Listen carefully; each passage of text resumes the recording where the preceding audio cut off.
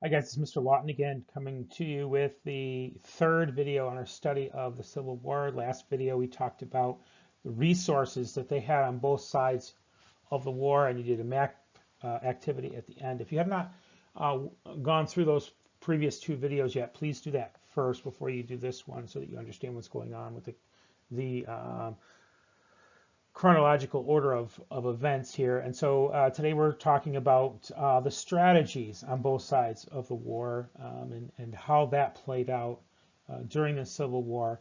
And very similar to the last video, you've got a packet. It's a little bit longer this time. I'm sorry, but I wanted to make sure that we get all the information. But if you can follow along, fill in the blanks. If you need to pause at any point, please feel free to pause the video so you can catch the blanks and fill in the blanks on that packet and turn that in later on. And at the end, I'll also have a worksheet assignment for you as well. So we're going to hit the strategies here. Confederate strategy was the South wanted to last as long as possible. They wanted to force the Union to eventually just give up. This is what they thought would happen if they held out long enough. Cotton was king. Cotton was the major economic product of the South. It was the big thing, the basis of their economy. And of course, slavery was a big part of that because they needed all of that free labor in order to have the kind of economy that they had.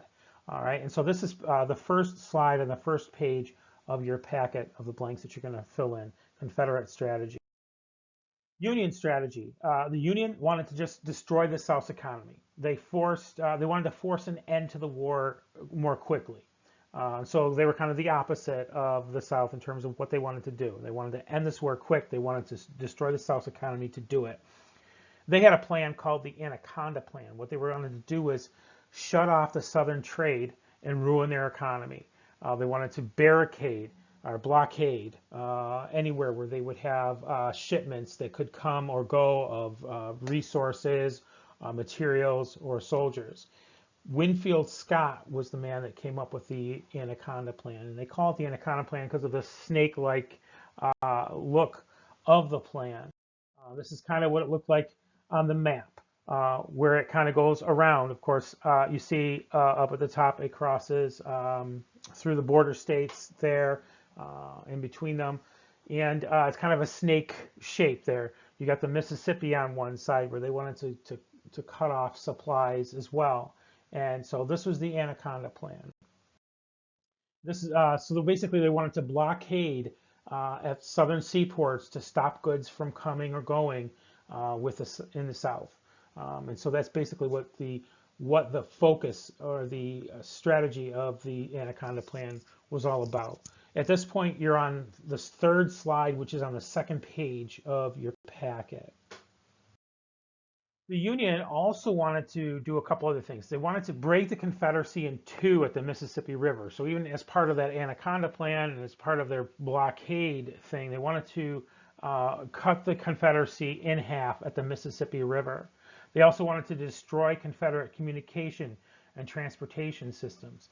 And they wanted to capture the Confederate capital city at Richmond, Virginia. So these are the other objectives that the Union had in order to hopefully win the war, which of course they ultimately did all of those things. This is slide number 4 on page 2 of your packet.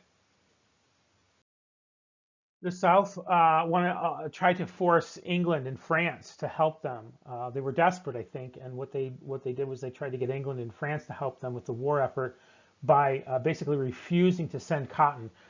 Cotton, as I said, was king, and so it wasn't just king here in the United States, but it was something that was sent to Europe and other places. Was a big product for the South, particularly in the United States, and so they were threatening England and France, saying, you know, we need your help us out here, or we're not going to send you any more cotton. Well, this plan didn't work. So England and France, they didn't bite, they weren't going to help, and so this plan didn't work. So now let's talk about some of the battle here. The first Battle of Bull Run, which is also called First Manassas. It was the first major battle of the Civil War, and it was fought, of course, in Manassas, Virginia, near Washington, D.C. And surprisingly, it was actually a Confederate victory. The South won this battle. It was the first major battle of the war, and the South won. And the Union was very surprised, and because they expected to end it quickly. And the South was actually emboldened. They kind of encouraged them to keep going with this war because they actually had won a victory, and it was the first major battle of the war. General Stonewall Jackson was with the Southern troops, and he was the one in charge of the troops at Bull Run, and he was the one that's credited with this victory that the Southern troops had, and so his name is big, and there's also another story about him that we're going to get to at a later time. So we had the second Battle of Bull Run after the first one.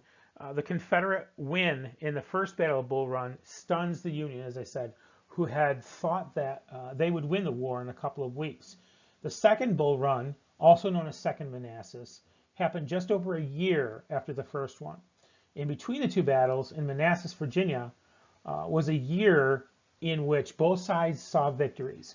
But the South, under General Robert E. Lee, was feeling confident, as I mentioned earlier, very confident because they won that first most important war battle there in Bull Run the first time. And so here we go in the second battle of Bull Run, and guess what happens? The Confederacy wins again. This battle also went to the Confederacy. It's also called Second Manassas. And so we're going to continue with this in the next video. We got a couple, 2, 3, maybe even a few more lessons on the Civil War. I'm not sure how long it'll take us to get through. I want to make sure that you get a good idea of what this war was all about. And so we're going to continue. We'll have at least a couple more lessons on the Civil War. In the meantime, I want you to make sure you complete the blanks on this. If you need to go back through the video to get blanks and pause in places to make sure that you fill in all the blanks, please do that and turn that in. Also, there's a worksheet that you'll have that came with this video as well on the Battle of Antietam. It's very important that you do that because we're going to talk about Antietam in the next video. And so hope you guys stay well, and we'll catch you next time.